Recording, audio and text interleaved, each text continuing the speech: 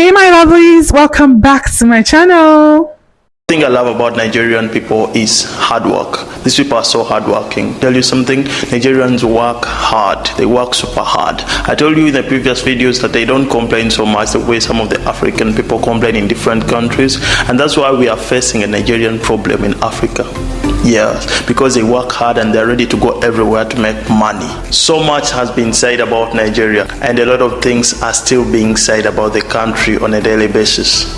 Some want to talk trash, some want to talk good things about the country. One of the person even called me a dog because I was talking good things about a country in Africa, and he's from another country in Africa, but he feels so bad when I talk about the good things that have been done by the people in one African country. And that's where we are. That's where these people wanted us to be. Hate each other, don't talk good things about each other. We have been put in a position where we hate even the truth, and we want to believe lies about our own selves. There are hundreds of reasons for loving the country Nigeria and for loving the Nigerian people. Nigerians always remain happy no matter what is happening back in their homes. Nigerian people, most of them are super friendly. If you have met a Nigerian and they have not been friendly to you, maybe they are not Nigerian. The Nigerians have this can-do attitude that most Africans don't have. So don't blame the Nigerians for selling themselves great to the world and the world embracing it. Okay? It's not their fault if they are smart enough, they are intelligent enough to know how to market themselves. Don't blame them. Rather, use that misguided energy that you guys have to build your entertainment industry so that you can also become like what Nigerians have been today. If you want to be heard, if you want your music to be heard, if you want your movies to be seen all over the world, please, what you have to do is you learn from somebody who has perfected theirs and become better, and you also do the same thing so that you can also become better. That's how you develop. You don't develop by hating somebody who has become better. You develop by learning from them. So that is what you guys have to do. Let's not be jealous and envious of who did this and who did that. It doesn't make sense.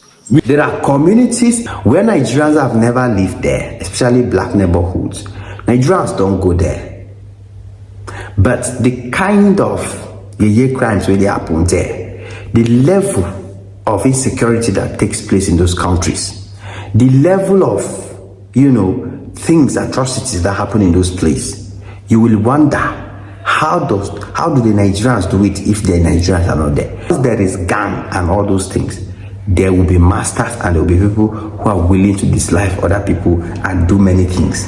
So why are you blaming Nigerians if their absence or their presence doesn't really affect the level of insecurity in the country?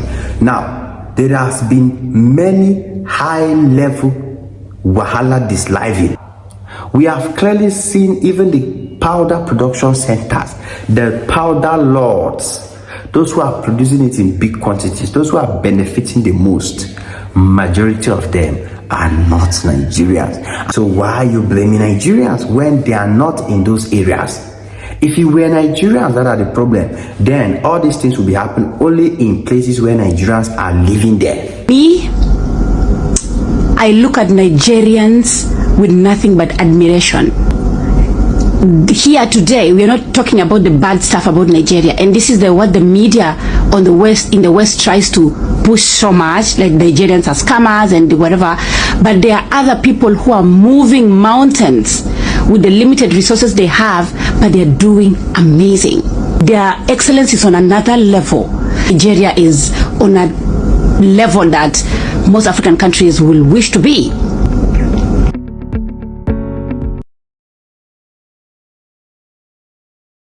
I love the Nigerian accent, because the Nigerian accent does to English what English desperately needs. English is a very stiff, sort of boring language, it's just like, hello, my name is Trevor, if in English you're just like, did you see the traffic outside? It was really bad, and you know what I mean? And then when Nigerians come inside, did you see that traffic outside, huh? Are you talking about that thing? Can you believe something like that, huh? It's like, And like Nigerians have the best metaphors and similes that they'll throw in. They'll be like, the irritable bowel syndrome of 9th Avenue traffic, huh? It's a beautiful, beautiful thing. Being a Nigerian is to be extremely competitive. With countless awards, accolades and trophies to their name, popular YouTuber Stephen Ndokwu has this to say about the achievements of Nigerians. In aviation, this is the London Gatwick Airport. Over 30 million people fly through its single runway annually, and it's owned by a Nigerian. In robotics, this is Apple's Mechamon, world first gaming robot sold exclusively by Apple. It was made by a Nigerian, Silas Adekunle. In leadership, the first African to lead the World Trade Organization as Director General, she's Nigerian. Africa's richest man and business tycoon Aliko Dangote is Nigerian. In sports, Victor Osimhen, the highest goal-scoring African in Series A, and is currently leading the most goals scored by an African in a single season. He's a Niger boy. Ever wondered how a country with over 200 million people manages to make a significant impact on the global stage? A nation that, despite its challenges, continues to shine brightly on the global stage. In the heart of Africa, Nigeria stands as a beacon of cultural diversity and resilience. Over 200 unique ethnic groups coexist within its borders, each contributing to a rich tapestry of traditions, languages, and customs that shape the nation's identity. This multiculturalism, combined with an indomitable spirit, fuels the global influence of Nigerians. The world of music has been significantly enriched by the Nigerian influence. Afrobeat, a genre born in Nigeria, has danced its way into the hearts of people worldwide. Pioneered by the legendary Fela Kuti and carried forward by contemporary artists like Davido, Burna Boy, and Wizkid, Afrobeat has become a global phenomenon, transcending borders and fostering a shared sense of rhythm and unity. Nigeria's influence doesn't stop at music.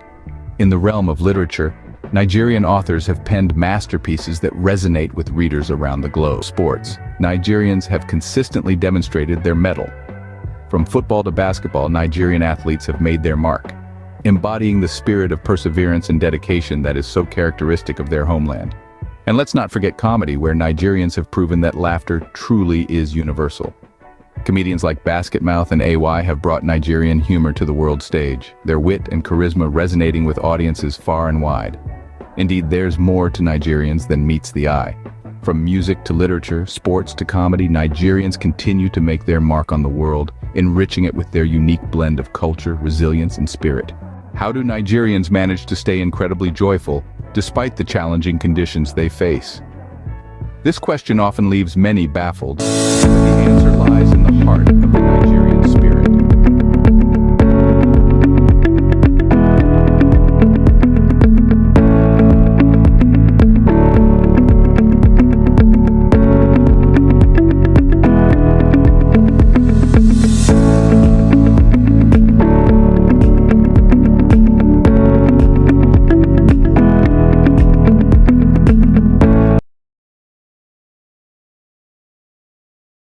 Because for a long time, I know as a South African, we always had this inferiority complex. We were like, oh, America's better than us. Oh, the UK is better than, everything was better than us in Africa.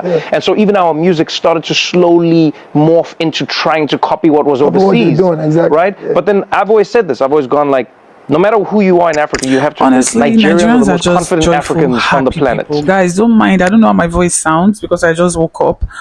But honestly, Nigerians are just joyful, happy people who do not even have the time to direct energy to negativity, honestly.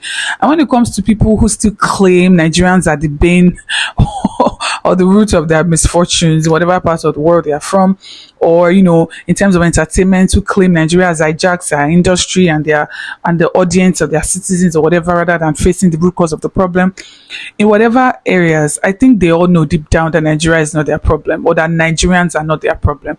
I think that it just makes them feel better to have somebody to blame. It just makes them feel better to have somewhere to direct their anger, their sense of whatever.